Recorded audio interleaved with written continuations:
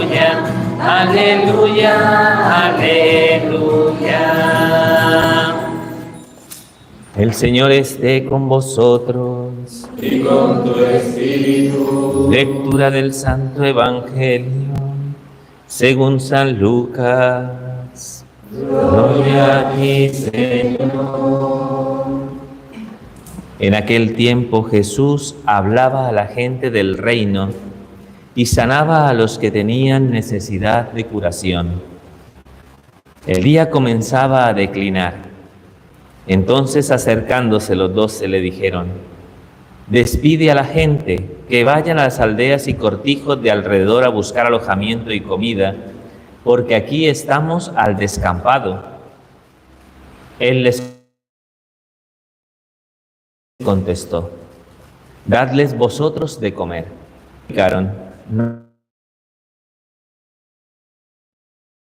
la gente, porque eran unos 5.000 hombres.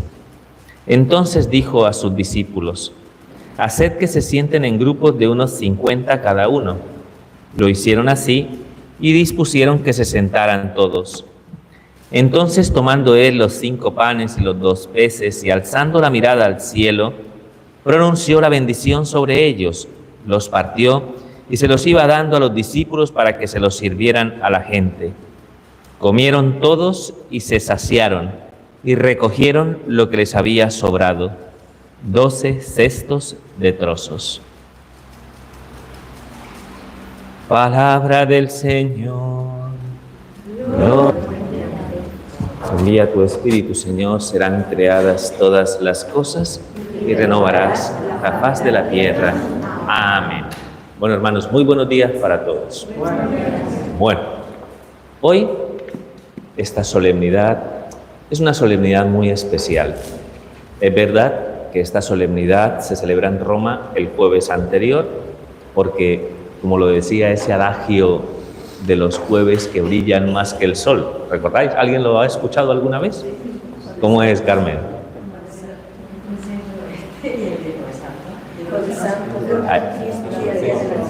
Que hay 3 jueves que brillan más que el sol: Jueves Santo, Corpus Christi y la Ascensión, ¿de acuerdo? Porque la Ascensión tiene lugar 40 días después de la Pascua y tiene lugar un jueves, ¿no? El Jueves Santo, porque evidentemente recordamos la cena, el memorial de la cena vespertina, ¿no? del Señor que tuvo lugar con los apóstoles en el cenáculo, ¿de acuerdo? Y el día de Corpus, que pues se ha trasladado para el domingo, para que todos los fieles cristianos podamos, ¿no?, tener la oportunidad de profundizar en el conocimiento de este gran misterio de la fe. Una fiesta que tiene su origen más o menos en el siglo XI, ¿de acuerdo? O sea, no es algo tan antiguo en sí. En el siglo XI empezaron a surgir algo que llamamos las herejías eucarísticas, aquellos teólogos que en algún determinado momento pusieron en tela de juicio que realmente Jesucristo estuviera presente en el Santísimo Sacramento del altar, es decir, en la forma consagrada. ¿Lo entendéis, no? Como consecuencia de este movimiento teológico que negaba esa presencia real e intentaba de alguna manera simplemente darle un valor significativo, pues tiene lugar pues una explosión de teología ortodoxa, que quiere decir, ¿no?, que de alguna manera defendía la fe en esa conciencia que tenemos todos de que Jesucristo está presente con su cuerpo, su sangre, su alma y su divinidad en las especies eucarísticas, en el pan y en el vino. Entonces surge la necesidad de exaltar el misterio, y a través de esa exaltación del misterio se da a través de la exposición del Santísimo Sacramento. Por tanto, ¿no?, para nosotros en Occidente, que es muy común encontrar capillas de adoración eucarística, lugares donde se expone el Santísimo Sacramento, pues todo esto tiene lugar más o menos en esta época para de alguna manera, ¿no?, pues responder ante esa provocación herética. ¿Queda claro? Pues ahí es donde surge, ¿no?, la necesidad de que se celebre esta fiesta de Corpus, que se traslade en procesión el Santísimo Sacramento por las calles de las ciudades para que las personas puedan adorar ese misterio de nuestra fe. Entonces, eso es lo que hoy celebramos. De hecho, nosotros nos hemos reservado, normalmente siempre hacemos una pequeña procesión aquí en los alrededores del santuario, pero como estamos teniendo un acto de hermanamiento con las parroquias de Santo Ángel y la Alberca, hoy tendremos nuestra procesión procesión a las 7, bueno, a las 7 es la misa, después de la misa en Santo Ángel tendrá lugar la procesión. Así que os invitamos, ¿no?, a que nos acompañéis como comunidad a esta procesión, que no haremos aquí hoy en la mañana, sino que la haremos en la tarde en la parroquia. Bueno, va de Santo Ángel a la alberca la procesión, así que pues con las vírgenes, ¿no? Por eso la Virgen de la Luz no está. Se fue con el Santísimo, sí, lo cual está muy bien, ¿no? ¿De acuerdo? Muy bien. Entonces, queda claro, ¿no? ¿De acuerdo? El porqué de la celebración del día de hoy. No tener de alguna manera, ya sabéis que esto es algo importante en la fe, porque nosotros no podemos acceder a la comprensión de este misterio con la razón. ¿De acuerdo? Es algo muy difícil de entender. ¿Cómo es posible que de algún modo nosotros, a través, ¿no?, de ese trocito de pan, ¿no?, sin levadura, a través de ese vino, ¿no?, de algún modo entremos en contacto con la mismísima vida de Dios que se nos da a través de la sacramentalidad, a través de la institución de la Sagrada Eucaristía que realiza nuestro Señor Jesucristo en el cenáculo y que hace que se perpetúe, ¿no?, a lo largo de la vida de la Iglesia? Cada vez que celebramos la Santa Misa, actualizamos ese misterio de la fe y por tanto somos partícipes, ¿no?, de esa gracia tan extraordinaria que Dios nos dé a participar de su cuerpo y de su sangre. Y no es simbólico, es real.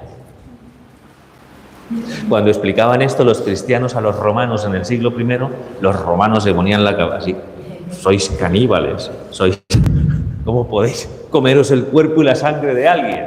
¿No? Pero nosotros aseguramos tajantemente que comemos el cuerpo y la sangre de Cristo, pero lo hacemos de manera sacramental, que era lo que no entendían los romanos y es muy probablemente lo que no entendamos ninguno de nosotros. ¿De acuerdo? Un niño que hizo una vez la primera comunión en Roma le hizo esa pregunta al Papa Benedicto XVI, una pregunta muy interesante. Santidad, ¿no? Pues yo he estado en catequesis y he venido preparándome para recibir a Jesús el día de mi primera comunión. Y lo he recibido, ¿no? Pero a mí me ha sabido a pan. Entonces, ¿cómo sé yo? ¿Cómo es eso de que ahí está Jesucristo? Y el Papa dijo: ¿dónde está la catequista de este niño? No dijo eso. Se quedó mirando al niño con mucha ternura, ¿no? Se quedó mirando al niño con mucha ternura. Dijo: mira, niño, hay muchas cosas que de alguna manera, ¿no?, nosotros no experimentamos, ¿no?, sensiblemente, tangiblemente, pero no significa que no sean verdad. ¿De acuerdo? Como el aire, por ejemplo. Tú no lo ves, no es tangible, pero de algún modo lo experimentas en ti. Experimentas el aire que roza tus mejillas, ¿no? Experimentas el aire que mueve los árboles. Sabes que es una realidad, aunque no puedas verlo. El amor en sí. El amor es una experiencia de las más fuertes que tenemos cada uno de nosotros. Es algo que no es tangible en sí mismo, ¿de acuerdo? Hay muchas cosas que derivan del amor que son tangibles, pero el amor en sí mismo no lo es una realidad más espiritual. Y no significa que por ser una realidad espiritual sea menos real, es muy real, de la misma manera que el Santísimo Sacramento, que la Eucaristía que estás recibiendo, aunque tú de alguna manera a través de los sentidos no puedas acceder, ¿no?, a esa realidad, no quiere decir que no produzca ese fruto real en tu corazón. O sea, que la veracidad, el por qué le damos consistencia y el por qué le damos, ¿no?, ese fundamento de verdad a lo que nos ha sido revelado a través de nuestro Señor Jesucristo, de su presencia real en la Eucaristía, solamente podemos llegar a ello a través de los frutos que produce en nosotros. ¿De acuerdo? Así que es un misterio de fe, de fe. Y es, para tener fe, el hecho de que en algún momento, ¿no?, por más de que nos presenten, ¿no?, al Santísimo Sacramento en las custodias más ricamente adornadas y valoradas de nuestra sociedad. Estoy pensando en la de Toledo, que la custodia de Toledo es una joya artística y el valor que tiene esa custodia es incalculable, es invaluable, ¿no? O sea, es algo, y veis que es una torre inmensa, ¿no?, donde de alguna manera está presente el Santísimo. Pues todo ese valor artístico, todo ese valor en piedras preciosas, oro, plata, podríamos estimarlo basura basura con lo que contiene fundamentalmente el sacramento. No sé si me entendéis. Alguien me preguntaba, ¿y para qué? ¿Para qué hacían esto así tan majestuoso? Para intentar que nosotros comprendiéramos que algo tan valioso como era la Eucaristía estuviera recubierto por lo más valioso que podemos ofrecer nosotros los hombres. ¿Me explico? Pero aún así, toda esa riqueza material podemos estimarla basura, perdón que lo diga así, ¿no? A lo mejor el deán de la Catedral de Toledo me dirá, desgraciado. Pero en el fondo es verdad. Lo que realmente contiene, que es ese pedacito de pan consagrado, que tiene la presencia real de Cristo, que es la vida de Dios, es lo más valioso que tenemos nosotros como cristianos. ¿De acuerdo? Yo me uniría a una reflexión a través de un sueño que tiene San Juan Bosco. San Juan Bosco, hay un momento en el que tiene un sueño donde la iglesia es como una barca que va, ¿no?, en una tormenta, ¿no?, pues golpeada por las olas, ¿no?, y que está a punto de zozobrar, ¿de acuerdo? Así va así la barca. Le dice un momento San Juan Bosco que de repente surgieron dos columnas dentro del mar, del mar, ¿no? Salieron dos columnas inmensas, ¿no? Y que de algún modo, a través de cadenas, estabilizaron y sostuvieron a la iglesia en medio, ¿no?, de ese oleaje, en medio, ¿no?, de esa lucha y esa pugna. Y encima de cada una de las columnas identificó dos signos muy específicos. Así la Santísima Virgen María, María Auxiliadora, que es de algún modo la Virgen de los salesianos, ¿no? No sé si alguien ha tenido contacto con los salesianos, es María Auxiliadora, María Auxilio de los cristianos, ¿de acuerdo? Y en la otra columna estaba el Santísimo Sacramento, la Eucaristía, los dos grandes baluartes del catolicismo, lo que nos identifica de alguna manera como cristianos católicos. A nosotros es la devoción a la Santísima Virgen María y nuestra conciencia de su maternidad divina y nuestra firme fe arraigada en la conciencia que tenemos de lo que es el Santísimo Sacramento y la Eucaristía. ¿De acuerdo? Eso es como nuestro tesoro y es lo más grande como cristianos católicos. ¿De acuerdo? Benito estará pensando, yo pensé que era la Champions del Barça. No, lo más grande que nos puede pasar en la vida, ¿no?, lo más grande es participar de la Sagrada Eucaristía. Lo que más nos honra, ¿no? Somos hijos de Dios, tenemos una madre en el cielo, como la tenía aquí, tenemos una madre en el cielo que es la Virgen, ¿no? Y eso es lo que de algún modo nos puede identificar claramente, por ejemplo, del cristianismo protestante, por ejemplo, ¿no?, que rechazan esa maternidad de la Virgen y que no creen en la presencia real de Cristo en la Eucaristía, por ejemplo, ¿de acuerdo? Un tesoro, por ejemplo, que no hay en Oriente, ¿no? En la Iglesia Ortodoxa se separó también en el siglo XI, en el 1054. Ellos no tuvieron la oportunidad de tener toda esta manifestación de fe a través, ¿no?, de la adoración del Santísimo Sacramento. Por eso ellos no adoran el Santísimo Sacramento, ¿de acuerdo? Tienen una muy bonita espiritualidad que gira alrededor de la contemplación de los íconos, ¿de acuerdo? Digo yo en la Iglesia Ortodoxa, en la de Oriente, pero ellos no tienen la adoración eucarística que tenemos nosotros, ¿de acuerdo? Y la adoración eucarística es una pasada, o sea, es una gracia extraordinaria. Así que la misión de la reflexión de este día, de esta misa del Corpus Christi, significa para nosotros desarrollar una enorme piedad eucarística que nos ayude de alguna manera a desentrañar todas las riquezas que están presentes en este gran misterio de la fe, que son varias, ¿eh? Así que pues vamos a pedirle esa gracia al Señor para iniciar hasta ahora esta enseñanza. Esta era la introducción, ¿de acuerdo? Muy bien, pues empezamos, ¿de acuerdo? Muy bien.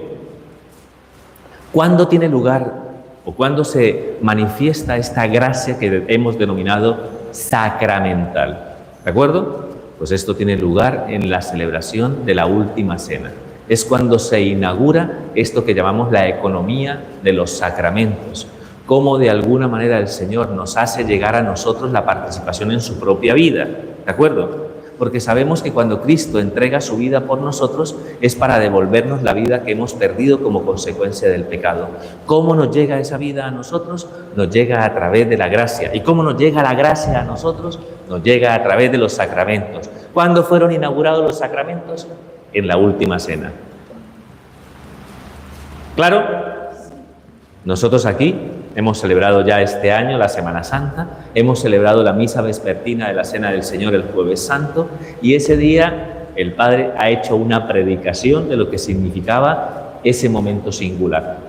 La celebración de la Pascua judía. Dentro de la celebración de la Pascua judía, el Señor introduce su propia Pascua. ¿Cuál es la Pascua de Cristo a propósito? Su pasión, muerte y resurrección de entre los muertos. ¿De acuerdo?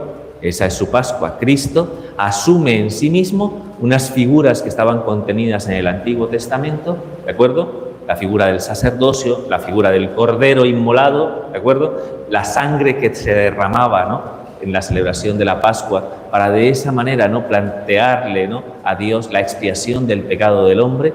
Cristo asume todo eso en su propia persona, porque Él es el cordero inmolado. Él es el cordero inmolado, el cordero que se ofrece y se entrega, cuya sangre de algún modo nos ha rescatado, ¿de acuerdo? Por tanto, nosotros consideramos, ¿no?, fundamentalmente que la obra de la redención tiene lugar a través de la entrega de nuestro Señor Jesucristo en la cruz, ¿de acuerdo?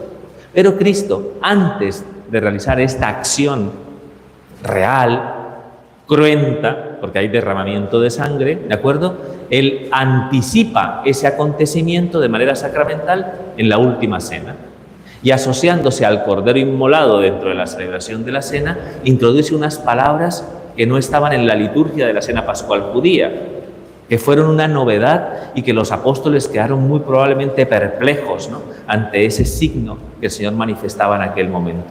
Hoy hemos escuchado una lectura, la misma que escuchamos el Jueves Santo, la segunda lectura de la carta del apóstol San Pablo a los Corintios. Es la misma lectura del Jueves Santo, ¿de acuerdo? Así que esto huele a Jueves Santo, ¿no?, el día de hoy.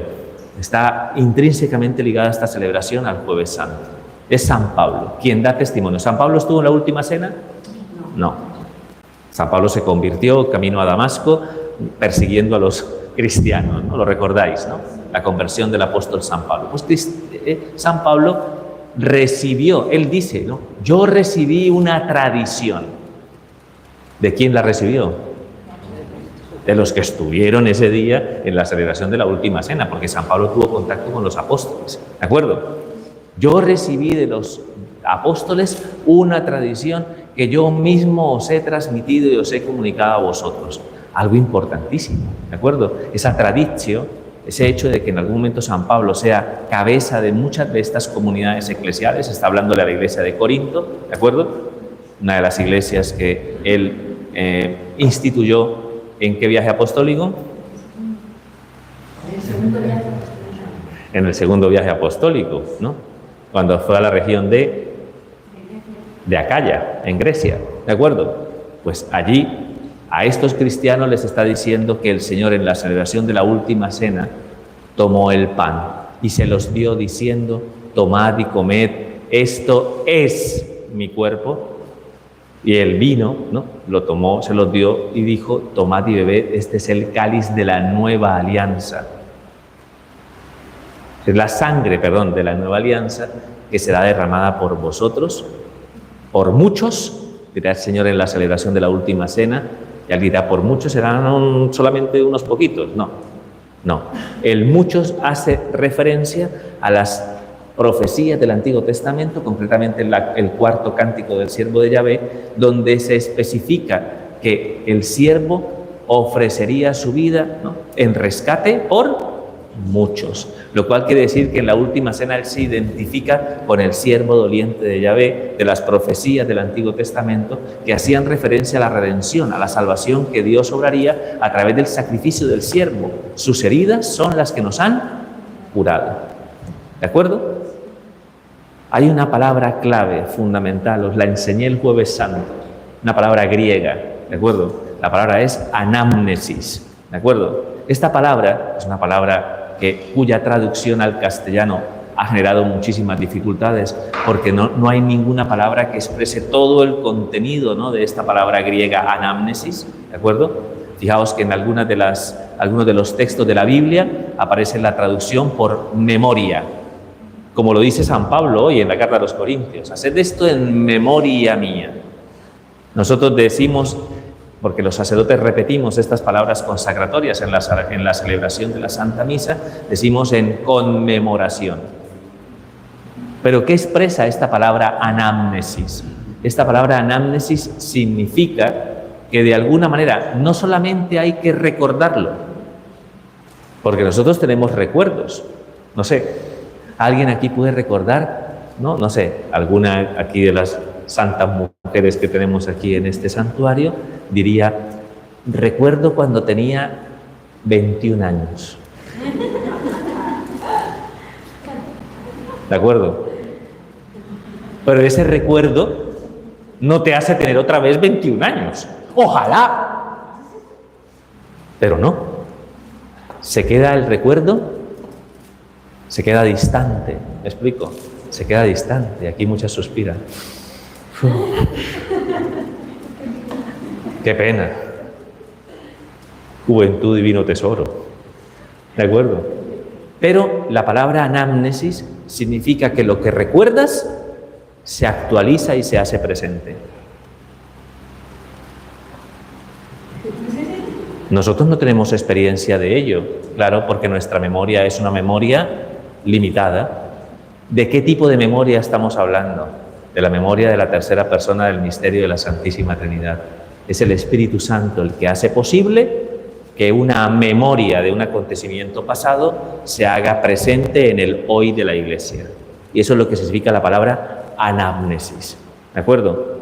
Por eso el sacerdote, si os fijáis, cuando empieza las palabras consagratorias, invoca al Espíritu Santo y pone sus manos sobre el pan y el vino para invocar al Espíritu Santo para que se haga anamnesis. Anamnesis. Para que el Espíritu Santo obre el milagro.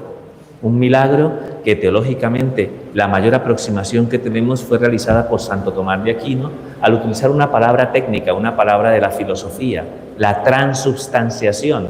¿De acuerdo?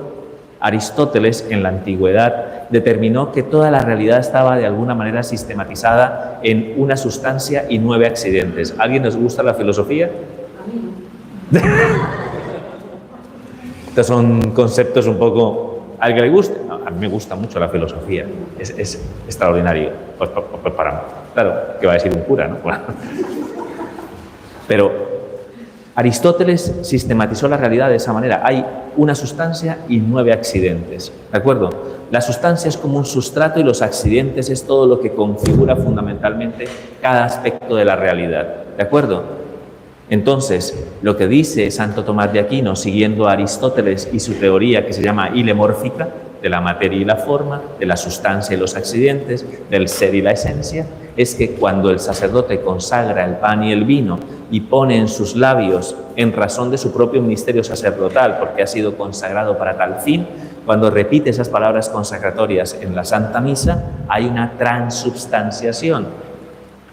¿De acuerdo? Los accidentes permanecen, pero la sustancia cambia, de transubstanciación, cambia de ser pan y se convierte en el cuerpo de Cristo, deja de ser en la sangre de Cristo. ¡Parán! La máxima aproximación teológica que tenemos, y aunque de alguna manera tiene consistencia lógica y racional, para nosotros sigue siendo un misterio, porque no hay ninguna realidad en nuestra naturaleza que le pase eso. ¿De acuerdo? Al contrario, ¿me explico? La sustancia cambia cuando cambian los accidentes. Si yo tengo un papel, que es papel, una definición de algo con unas características específicas, y le prendo fuego, ¿qué queda? Queda cenizas. Hay un cambio de sustancia porque hay un cambio de los accidentes, ¿de acuerdo? Pero en este caso, en la Eucaristía, los accidentes siguen siendo los mismos. Sabe a pan, se ve como pan, tiene textura de pan, pero es el cuerpo de Cristo.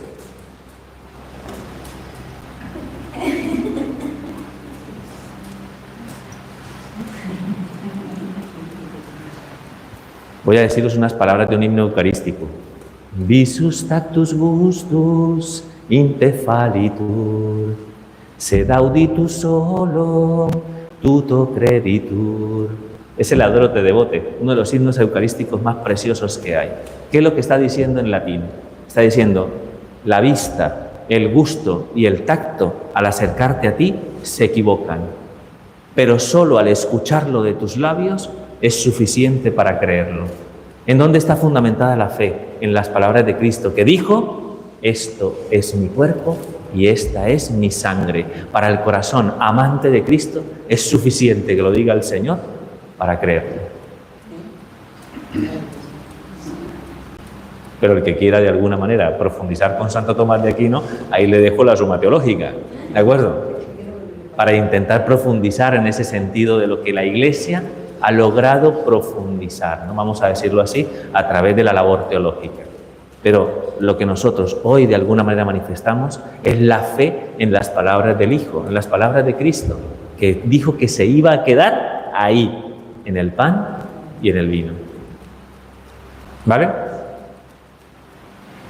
Entonces, esa significación que de alguna manera va ligada a la celebración de la Última Cena, podríamos decir que es un anticipo de su misterio pascual. ¿Me explico? Anticipadamente se nos entregó y se nos dio sacramentalmente. ¿Y por qué no lo hizo después? Tenía que hacerlo antes de que sucedieran los acontecimientos. ¿De acuerdo? Y eso fue lo que pasó en la Última Cena, y la Última Cena se reproduce tal cual aquí, en la celebración de la Santa Misa, ¿de acuerdo? A través de esa anamnesis que hace que de alguna manera todos nosotros de algún modo reproduzcamos lo que hizo Jesucristo con los apóstoles y lo hagamos presente hoy, en el hoy de nuestra Iglesia. Tiempo kairos, que esto lo expliqué recientemente, tiempo de gracia y salvación, ¿de acuerdo? Es como si saliéramos del tiempo y nos situáramos en un permanente presente donde Cristo sigue entregándose. Por tanto, ¿cuántos sacrificios realiza Cristo en realidad? Uno solo, y se perpetúa a lo largo de la historia de la Iglesia, a través de la celebración de la Santa Misa. ¿De acuerdo? Solo que se realiza no de manera cruenta, como sucedió en la cruz, sino se realiza de manera incruenta en la celebración de la Santa Misa. ¿De acuerdo? Por eso, con toda propiedad, tenemos que decir que la misa actualiza el sacrificio de Cristo en la cruz. La misa es, con propiedad, un sacrificio. Por eso, siempre que se celebra la misa, para recordar este sentido sacrificial, que es el sentido más mistérico, más mistagógico. Mistagogia significa que hay un misterio dentro, que hay que desentrañar, ¿de acuerdo? Pues el sentido más profundo es ese. La misa es un sacrificio. Y por eso hay ¿Dónde se realiza un sacrificio? Por eso hay un altar del sacrificio. Es un lugar sagrado. Sagrado. Ese altar ha sido consagrado cuando se consagró esta iglesia. Fue consagrado con crisma. El crisma, uno de los óleos, ¿no?, con los que se consagra todo lo que es sagrado en la iglesia. ¿De acuerdo? Entonces, para que se realice ahí este sacrificio de manera incruenta. De esa manera, vamos a ir, perfecciona los sacrificios de la antigua alianza. ¿Cuántos sacrificios se hicieron en el templo para la remisión de los pecados del pueblo de Israel? Ríos y ríos y ríos de sangre. ¿Os imagináis eso? Cada uno con un ternerito donde el Padre Francisco para hacer un sacrificio por sus pecados. Padre, yo alguno te haría un rebaño entero, ¿no? Imaginaos esa situación, haciendo continuamente sacrificios de esa manera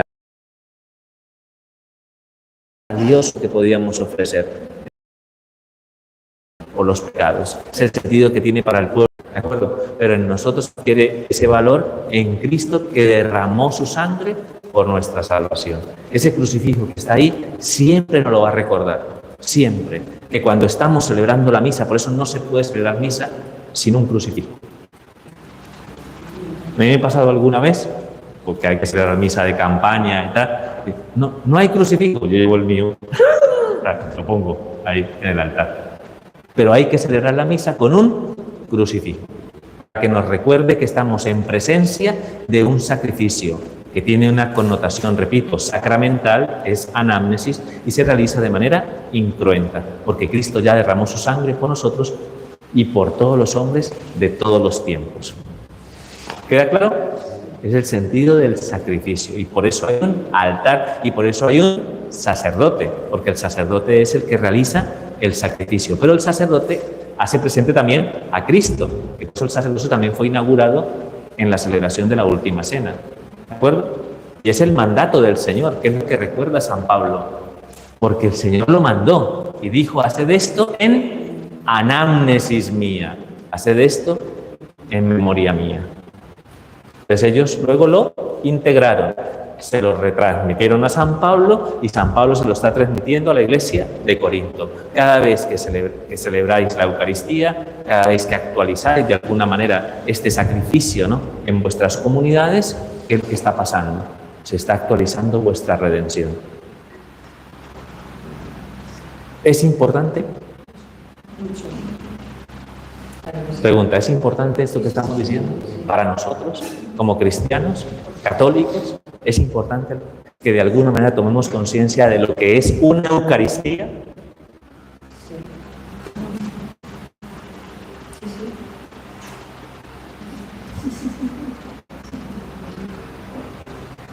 Para que alguno venga y me diga, ¿de verdad hay que ir a misa todos los domingos?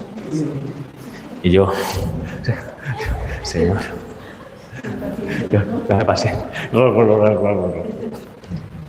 Pero hay que, esta misa es de guardar para ir a misa.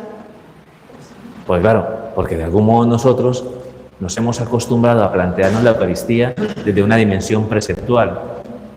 ¿Sabéis lo que dice el precepto? No os lo voy a decir lo que dice el precepto. Hay que ir a misa mínimo los domingos, fiestas de guardar.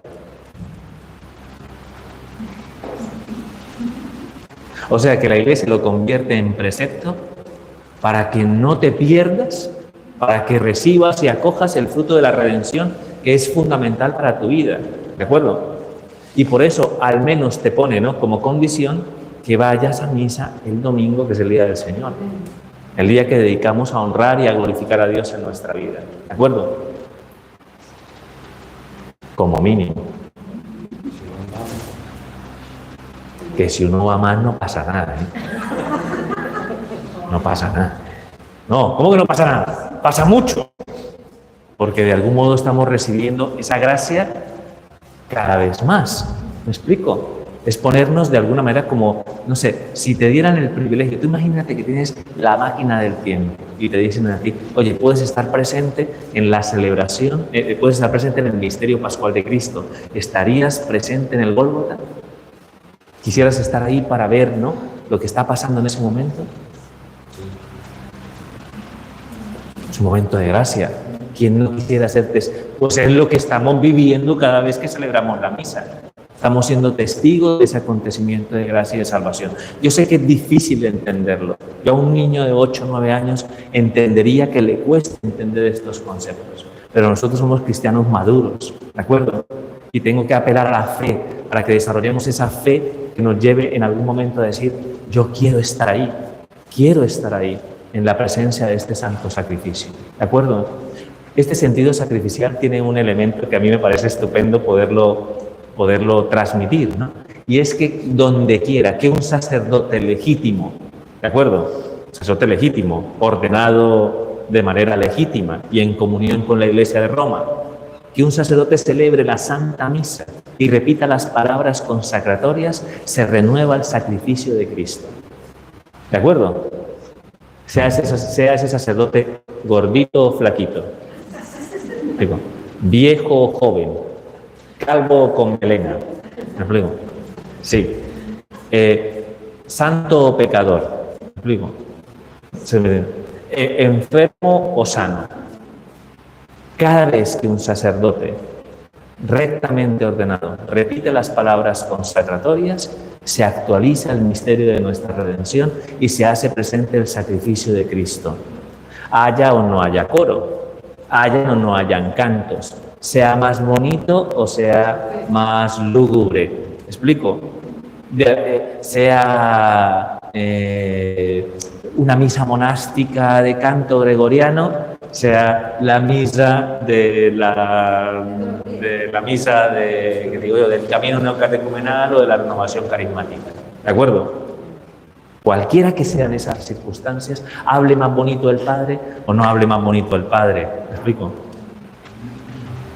O sea, a muchas veces, y perdón que lo diga de esta manera, a veces se ve una persona, ay Padre, es que su misa es muy bonita y no es como en mi parroquia. Se me revuelve el estómago inmediatamente. Entonces, ¿con qué te estás quedando realmente? ¿Con lo externo? Porque no profundizas en, ay Padre, yo no fui a misa porque usted no estaba.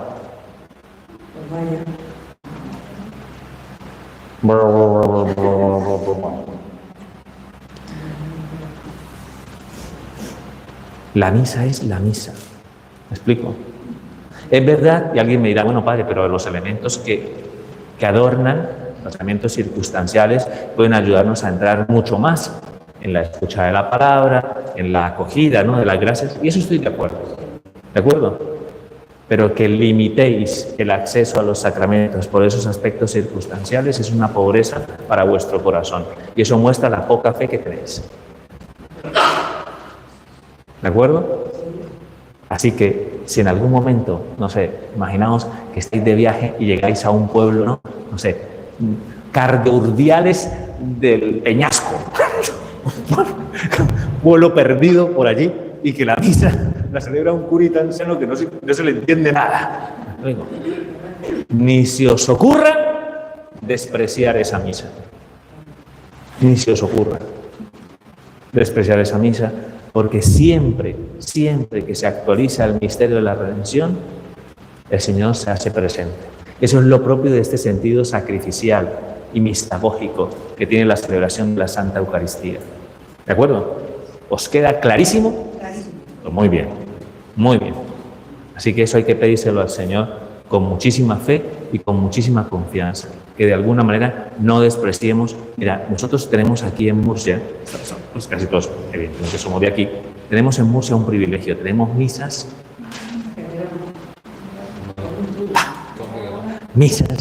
un montonazo.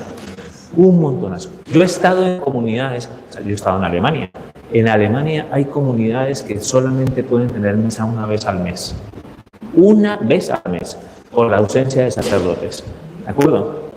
Una vez al mes. Que es una pena. ¿Me explico? Y os puedo asegurar que hay cristianos que, como no saben que solamente va a haber misa en su parroquia una vez al mes, tienen que recorrer distancias, que voy a decir las distancias, 60, 70, 80, 100 kilómetros para ir a misa. Y lo hacen. Conozco lugares, ¿no?, rurales, en poblaciones, digamos, no sé cómo deciros, ¿no?, poblaciones más del campo, ¿no?, que son capaces de recorrer 7, 8 horas a caballo para ir a misa el domingo. ¿Me explico? ¿Por qué? Porque de alguna manera han encontrado un valor a algo que de algún modo está cambiando y transformando su vida de manera permanente. ¿Me explico? Y nosotros de alguna manera, alguien me preguntó una vez, me hizo una pregunta, Padre, ¿por qué es pecado mortal no ir a misa el domingo? ¿Eso es así? Deberíamos confesarnos por no ir a misa el domingo. ¿De acuerdo? ¿Por qué es pecado mortal? Si de alguna manera entendemos lo que estamos hablando, lo que es ese ofrecimiento, lo que es esa gracia, el desprecio a esa gracia se convierte como una, así como, no sé cómo decirlo, ¿no? Se convierte como una especie de ofensa al amor, en definitiva. El Señor está preparando algo que es para ti necesario para tu salvación y tú de alguna manera, que yo no digo que no sea por el piloto de avión que recorre un tramo Londres-Sydney, ¿me explico? O la persona que está haciendo un turno en el hospital de 12 horas. ¿Me explico? No estamos hablando de eso, ya sabéis que la Iglesia para muchos de estos casos permite que la misa del sábado por la tarde sea de alguna manera vespertina del domingo, ¿me explico?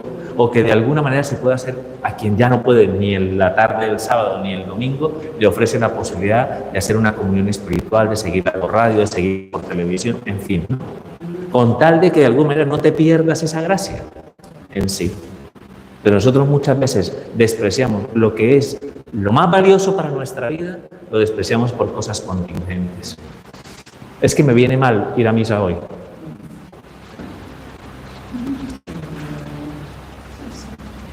Imagínate que Carmen me invita a comer, ¿de acuerdo?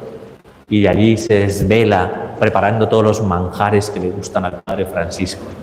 No sé, ¿me explico? Todo ahí, todo en su punto y tal. Prepara la mesa y yo no voy. Me ponen eso en la cabeza, como mínimo. No sé si me entendéis. ¿Sería algo bonito? ¿Cómo lo experimentarías tú en tu corazón? Como un desprecio, vamos. Y yo la he llamado a disculparme, que va. Me da igual. ¿Me explico? Pues ahora imaginaos si lo que estamos hablando es de algo tan grande en sí. Y yo, de algún modo, me conocéis mi predicación. Yo no centro mi predicación en este pecado, este pecado, este pecado, este pecado. Yo intento que seáis conscientes, que profundicéis en el sentido de las cosas para que entendáis por qué las cosas que de algún modo están determinadas de esa manera por la Iglesia producen ese daño en el corazón cuando no las hacemos. Yo aspiro a que entendamos esto para que de alguna manera valoremos esa realidad. ¿Me explico? De una señora, así la que es amiga, vive al lado de la iglesia y le da pereza ir a misa. Y vive al lado.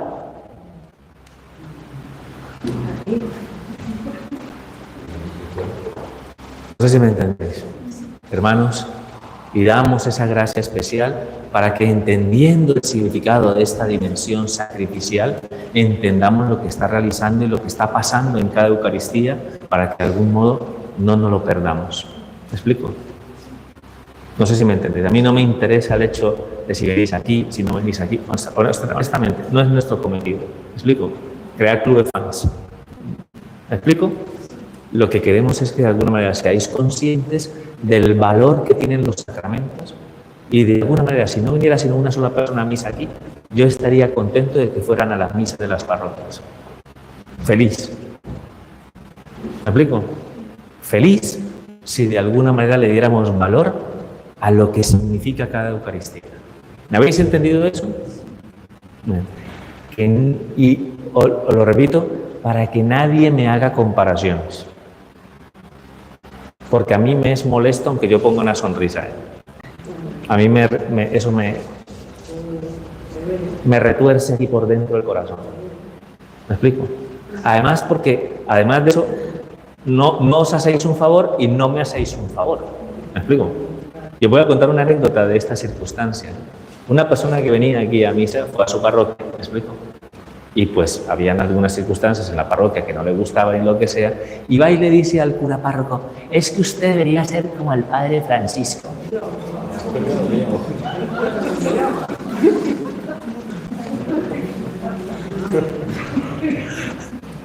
Que ya sabéis, ¿no?, lo que significa para ese cura. Primero, que le comparen, ¿me explico? Y segundo, que esa circunstancia lleva a que evidentemente se produzca un enfrentamiento. ¿Me explico? Del Padre Francisco de poco bonito para abajo. ¿Me explico? Y surgen enfrentamientos y problemas entre nosotros como miembros de un mismo presbiterio. ¿Me explico?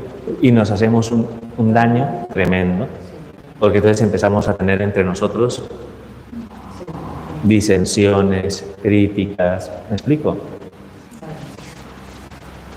Hay humanidad. Entonces, ojalá que nunca os pase esto y que donde quiera que de alguna manera vayáis a misa, recordéis que Cristo está entregando su vida de manera incruenta en el altar de este sacrificio para vuestra redención. Lo más maravilloso que el Señor nos puede ofrecer es su vida. ¿De acuerdo? Hay otro sentido ligado a esto, y es el sentido y el aspecto del banquete, que también lo he escuchado muchísimas veces. Ciertamente la misa es un sacrificio, pero la misa también es un banquete, en donde se nos da un alimento. ¿De acuerdo? Donde se nos da un alimento. ¿Va? Muy bien. Eso es un poco lo que de algún modo el Evangelio nos muestra, porque la multiplicación de los panes y los peces en el mar de Galilea, ¿no?, pues allí, en el contexto, ¿no?, de la predicación de Cristo en Galilea, pues de algún modo es un anticipo de lo que es la Eucaristía en sí. ¿De acuerdo? Partamos del hecho de que el Señor, nos dice el Evangelio de San Lucas, que el Señor de algún modo estaba allí predicando y anunciando la palabra y sanando y curando a los enfermos. ¿A qué os parece eso? A lo que de alguna manera se manifiesta a través de nuestro acceso a los sacramentos. Se nos predica la palabra para que de alguna manera, a través de la palabra y a través de los sacramentos, vayamos adquiriendo nosotros la sanación de nuestras dolencias interiores. ¿De acuerdo? El propósito fundamental de cada Santa Misa, de cada celebración eucarística, es tu sanación interior. Y es lo que plantea el Evangelio de San Lucas. Entonces, claro, la gente estaba allí agolpada porque ¿cuántos tenían necesidad de salvación? Habían 5.000 hombres sin contar mujeres y niños. 5.000 hombres allí.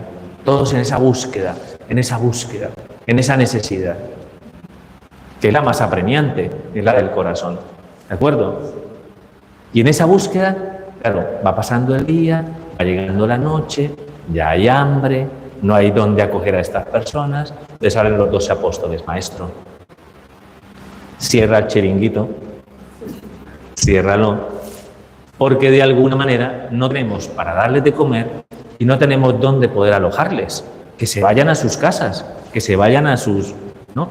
Yo me imagino el Señor está pensando en los que se han pegado una paliza, ¿no?, de un montón de horas para estar ahí en la presencia del Señor. No sé si me entendéis. El Señor, que de algún modo se quería dar enteramente, y le dice a los apóstoles que es como si nos dijera a nosotros: dadle vosotros de comer. Que se quedan mirando todos, que probablemente los apóstoles serían como el ciudadano normal español hoy en día. Que no es que vayamos muy, ¿no?, con mucha solvencia. No sé si me entendéis, ¿no? Se quedan mirando los unos a los otros. ¿Cómo vamos a darles de comer a toda esta gente si no tenemos un duro? Ahí hay un evangelio paralelo. ¡Ay, aquí hay uno que trae 5 panes y 2 peces! ¿Y qué es eso para toda esa gente que hay?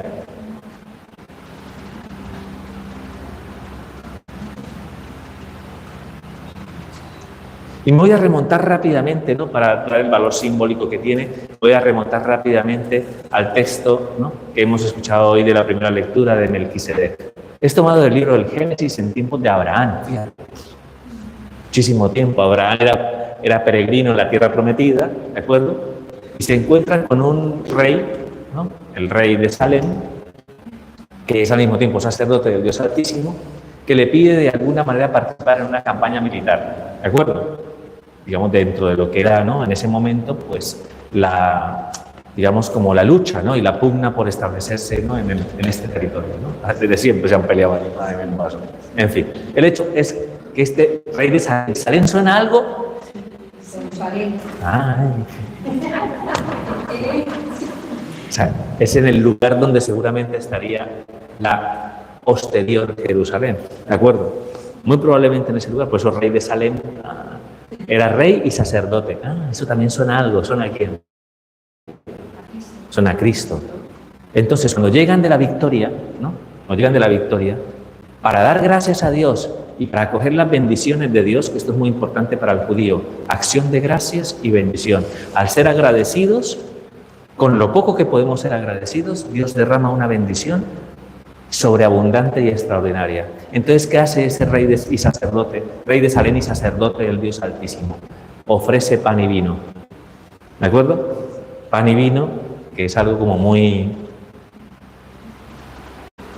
no sé si me entendéis, es el fruto del esfuerzo y del trabajo del hombre en sí, así lo decimos en la oración propia de la presentación de los dones. Es el fruto, que es algo que es lo que nosotros le presentamos a Dios en acción de gracias. ¿Eso qué es para Dios? Visto desde la perspectiva de Dios, ¿qué es? No sé si me entendéis. O sea, estamos intentando, ¿no?, digamos, como retribuir, ¿no?, todo lo que de alguna manera Dios hace por nosotros a través de una ofrenda. Y esa ofrenda, ¿cómo es? Pequeña. No sé si habéis escuchado algunos cantos, ¿no?, de presentación de las ofrendas, donde se habla de esto. Es que toma nuestra pequeña ofrenda. ¿Qué es lo que le presentamos nosotros hoy al Señor aquí en el altar? Pan y vino. Ese pan y vino representa nuestro humilde servicio, nuestra humilde entrega. ¿De acuerdo? Porque ¿qué podemos ofrecerle a Dios? ¿Me explico? ¿Qué regalo le darías? ¿Qué te digo yo? ¿No? ¿A quién? ¿No? Pues no sé, ¿qué regalo le darías a una persona que lo tiene todo? Mira, Señor, te damos nuestro esfuerzo que representa casi nosotros mismos. ¿Y qué somos nosotros? No, somos pocos. ¿Y qué bendición retribuye Dios a eso? Eso poco lo hace redundar de una manera sobreabundante. Ese es Dios, ese es nuestro Dios. Eso es propio del amor en sí, ¿no? Del movimiento del amor de Dios hacia con nosotros. Le ofrecemos algo que es muy poco, es muy pobre, es muy pequeño, y sin embargo Dios lo hace redundar en beneficio nuestro de una manera sobreabundante. Esas gracias que recibe de alguna manera, ¿no?, Abraham y el territorio, ¿no?, de Salem, como consecuencia de esa victoria que ellos consideran que ha sido fruto de la gracia de Dios. ¿De acuerdo? De esa misma manera entendemos esa pequeñez cuando en la multiplicación de los panes y los peces lo que tenemos son 5 panes y 2 peces. ¿Qué es eso para tanta gente? Eso no es nada. ¿Me explico? Los 2 panes para Atanasio, ya está, pero lo aumentamos, si nos está viendo en directo, hola Atanasio, ¿no? Los 2 panes para Atanasio y ya los 5 panes para el resto. ¿Me explico? O sea, eso no es nada en sí. Y sin embargo, ¿qué hace el Señor? El sumo sacerdote, ¿qué hace? Hace una acción de gracias. ¿De acuerdo? ¿Saben qué significa la palabra Eucaristía? Acción de gracias. ¿Y qué se recibe a través de la acción de gracias? Bendición. ¿De acuerdo? Esa fórmula judía se llama veraká. Así. El judío lo entiende perfectamente. Si hubiera un judío aquí lo entendería. Acción de gracias a Dios, bendición. Es un binomio, que es lo que celebramos en la Eucaristía. Significa acción de gracias para recibir la bendición de Dios. ¿De acuerdo? Y Jesús, en la multiplicación de los panes y los peces, da gracias a Dios, bendice ese pan y los sienta en grupos de 50, como si fueran comunidades. Los sienta en grupos de 50 y empieza a repartirles el pan. ¿Y qué pasa? Que todos comieron y todos se saciaron. Era un signo en sí, para que comprendiéramos el valor del alimento que se nos da a través de este banquete. ¿De qué alimento estamos hablando? Del pan de los ángeles. Estamos hablando, de hecho, hay visto que hemos leído una secuencia, ¿de acuerdo? Una secuencia, ¿no?, que hemos tenido que detener a Toño. ¡Y Toño!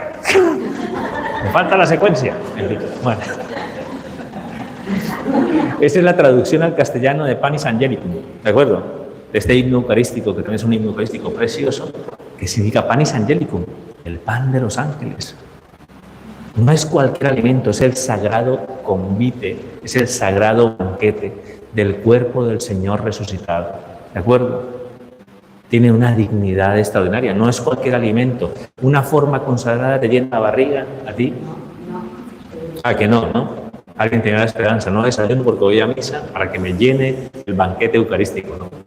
No te va a llenar la barriga. De aquí sales a comerte un chuletón muy probablemente. ¿Me explico? Y satisfaces esa hambre material que tienes, porque tu cuerpo necesita el alimento para vivir. ¿Puedes vivir sin comer? Pregúntatelo. ¿Puedes vivir sin comer? No. Te debilitas y luego te mueres. Así como no puedes vivir sin agua. ¿De acuerdo? Necesitas beber agua, necesitas alimentarte para que tengas vida. Y el Señor, cuando en un momento te ofrece este sagrado convite, este sagrado banquete, quiere que te alimentes de un pan espiritual para que tengas vida. ¿Qué tipo de vida? Vida espiritual, vida eterna, que es lo que se siembra dentro de tu corazón. Y la repercusión que tiene la consideración del banquete es extraordinaria. ¿Por qué? Porque hay un proceso de asimilación inversa. ¿De acuerdo? No creo que esté. Teoría del proceso de asimilación inversa de la Eucaristía, ¿no? Teoría del Padre Francisco en honor a su fundador. No. Que necio el Padre, ¿no? Proceso de asimilación normal. Tú, de alguna manera, ¿qué desayunó mi amiga esta mañana? ¿Qué desayunaste hoy? Maya. ¿No te acuerdas? Un churro. Bueno. Entonces, vamos a ver el proceso de asimilación. Mi amiga Maya se come el churro. Churro es una entidad, ¿de acuerdo? Una entidad un poco aceitosa, azucarada, que entra a tu cuerpo. Tu cuerpo empieza un proceso de asimilación. Dentro de tu cuerpo, ese proceso de asimilación hace que desaparezca el churro y de una parte tú la asimilas, la haces tuya, o sea, ese churro deja de ser churro y se convierte en Maya. ¿De acuerdo? Lo que sobra ya sabéis. Pero el proceso de asimilación se da de esa manera, el churro desaparece, ¿me explico? Y Maya le crece un poquito más la barriguita. Ya está.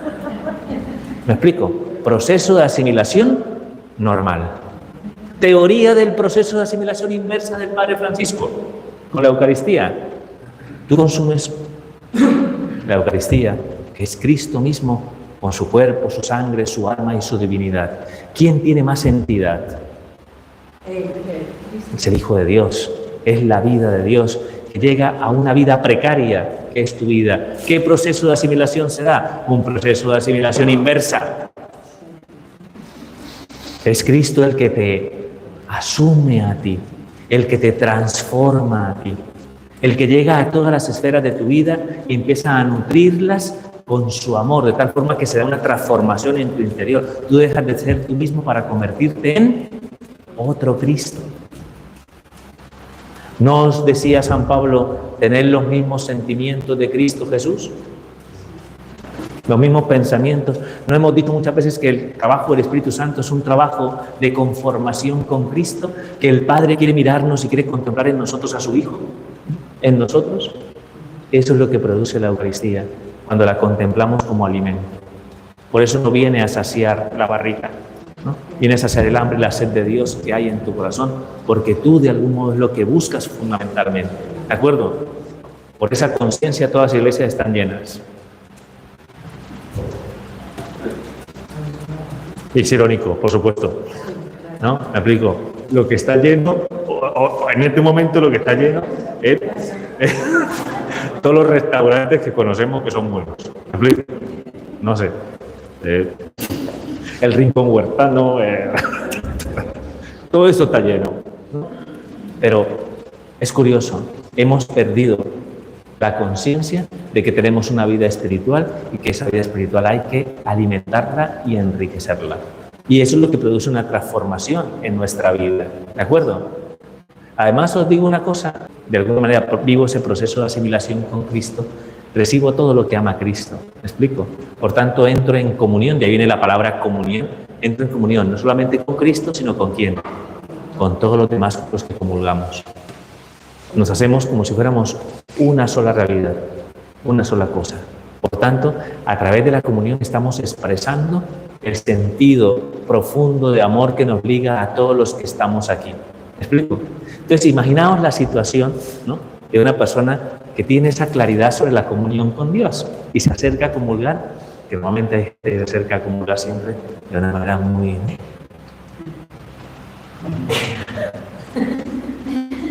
Casi que yo digo, Señor, que no se levante porque no llego, ¿no? Que no se levante, no levite, porque si no, no llego a darle la comunión, ¿no? Que va. Y sin embargo, cuando va pasando, hacia comulgar, ahí está la carne, el demonio poniéndole las a Dios.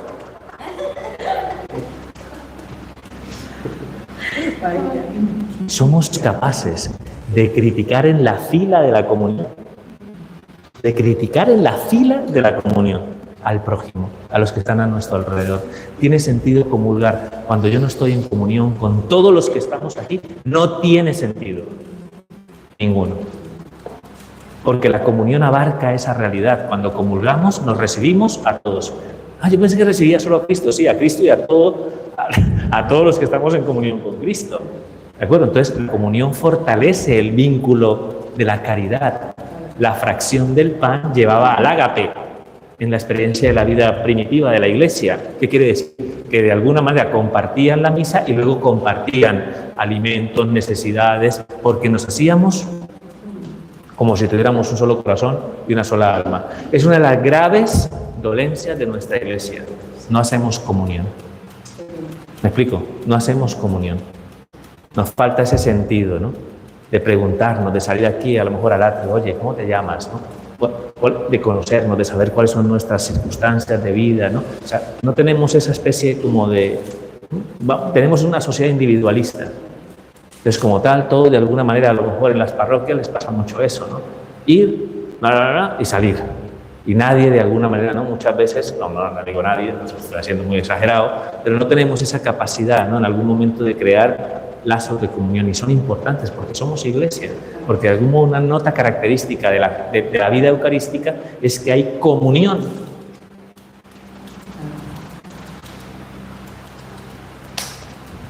Entonces tenemos una vida eucarística bastante pobre en sí. Y dice la palabra de Dios, y sobraron 12 cestos. O sea, todavía aún más, hubo más sobreabundancia. ¿Qué quedó de manifiesto a través de eso? Que además de que la misa hay un altar, que es el altar del sacrificio, además de ser el banquete del Señor resucitado, ¿de acuerdo? También se quedan las sobras, que es muestra de la sobreabundancia y de la presencia de Cristo en medio de nosotros. ¿Y dónde se recogen las sobras? En el o sagrario, o tabernáculo, como quiera llamarlo, el sagrario. Y en cada sagrario queda la presencia de Cristo. Y hemos resaltado el valor de esa presencia a través del Santísimo Sacramento, que estaba expuesto antes de que empezáramos esta misa. Es una presencia real, es la presencia de Dios, que se ha quedado en el sagrario para que cualquiera que tenga una inquietud, que tenga una lucha, que tenga un combate, ¿no? ¿Me explico? En lugar de no saber a quién acudir o con quién hablar, ¿no? O saber quién me puede perfectamente acercarse al Señor, porque su presencia está permanentemente en el Santísimo Sacramento, en el sagrario. ¿De acuerdo? Ayer les decía en el grupo Reina de la Paz, ¿sabéis que sagrario y rosario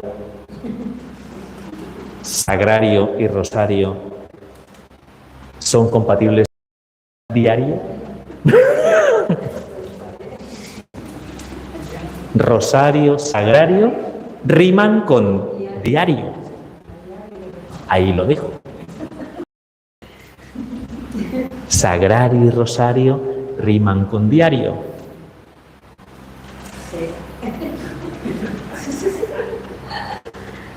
¿Será que en la sobreabundancia, que no quiso conformarse con dejarnos la Eucaristía, con de algún modo pues manifestar su obra de la redención y dejárnosla a través del Santísimo Sacramento, que se ha querido quedar todavía aún en el sagrario?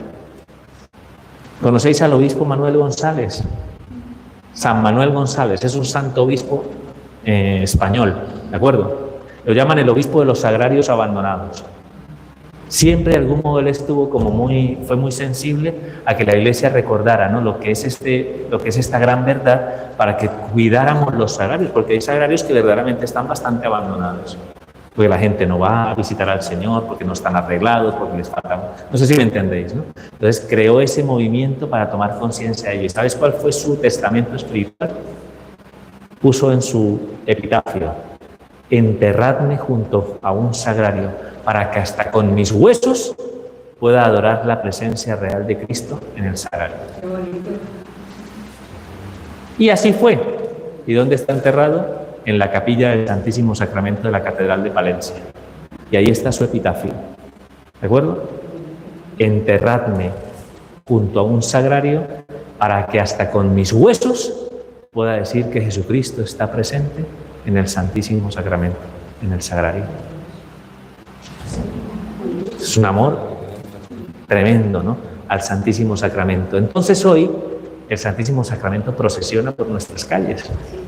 Es el sentido del Corpus. Procesiona por nuestras calles para que nosotros de alguna manera hagamos un acto de fe y de adoración ante la presencia de ese misterio. Yo solamente os pido una cosa: que nuestras rodillas caigan, ¿no? Es que tengo dolor en la... Que tu corazón se rinda. Que tu corazón se rinda, ¿no? Ante la presencia del Señor, que yo creo que es muy necesaria, porque tenemos una sociedad que adolece, ¿no? De eso que el Señor nos quiere ofrecer y nos quiere dar.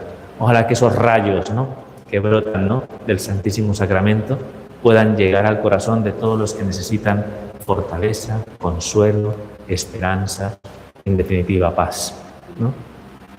Pidamos al Señor que se manifieste, ¿no?, y que llegue esa manifestación a cada uno de nosotros. Os voy a hacer una recomendación, ¿de acuerdo? Hay un librito que se llama Almas Eucarísticas, se llama así, librito bastante piadoso, ¿de acuerdo?, pero que de alguna manera nos mueve, ¿no?, a adentrarnos dentro de una realidad que es magnífica, donde de alguna manera encontraremos, ¿no?, como una gran profundización en lo que es el sentido de la presencia de Cristo y de un montón de realidades que están presentes en nuestra Iglesia que nos ayudan a decir, hombre, es que esto hay que tomárselo en serio. ¿Sabéis que hay santos que solamente se alimentaron de la Eucaristía? Por ejemplo. ¿Sabéis que hay milagros eucarísticos? Que en Lanciano, en Italia, un trozo, ¿no?, de una forma consagrada se convirtió en un trocito del miocardio de un corazón y que la sangre y que el vino se convirtió en sangre. Hay milagros eucarísticos. Hay un montón de realidades, son las extraordinarias. Yo he querido evidentemente centrarme en la fe y en lo ordinario, ¿no?, en la escucha, pero hay un montón de realidades a nuestro alrededor que en algún momento nos muestran la excelencia, ¿no?, la grandeza de este misterio. El Padre Pío, cuando se le daba la misa, revivía en él el misterio de la muerte de Cristo en la celebración de la misa. Por eso, ¿de acuerdo? Porque vivía la misa como si fuera un calvario, místicamente. La misa de las misas más extraordinarias, que curiosamente de alguna manera eran misas en silencio. El Padre Pío duraba 2 horas celebrando misa. Como el Padre Francisco. No, pero no porque se enrollara en la homilía, ¿me explico?, sino porque al vivirlo de esa manera había unos espacios de silencio contemplativo que hacían que en algún momento uno se preguntara qué le está pasando al Padre Pío en ese momento. ¿Me explico? Y lo que estaba viviendo era todos los momentos de la pasión de Cristo. Entonces tenemos una riqueza de contenido que nos puede ayudar a que tengamos una fe eucarística un poquito más viva. ¿Me explico? Y que no estemos teniendo que decir, ¿no?, continuamente normas. Hombre, estamos en la iglesia, por favor, respetad un poquito el silencio, estamos ante la presencia del Santísimo Sacramento. Cuando tú desarrollas una fe eucarística, todas estas cosas sobran. Todas las normas, todas las leyes, porque tomamos conciencia realmente de lo que hay. Este es un espacio sagrado en sí. Y si de alguna manera es un espacio sagrado, lo protegemos para que de alguna manera entendamos quién está. Cuando volvemos esto un zafarrancho, se nos olvida que está el Señor. ¿Me explico? Pero eso ¿de qué depende? Depende de una fe eucarística arraigada en lo que realmente es esencial. Y si nosotros los cristianos no mostramos esto, si nosotros que somos los que venimos a misa no estamos convencidos de esta realidad, ¿creéis que los que de algún modo no creen o han perdido la fe van a entrar en contacto con este misterio? ¿Qué va?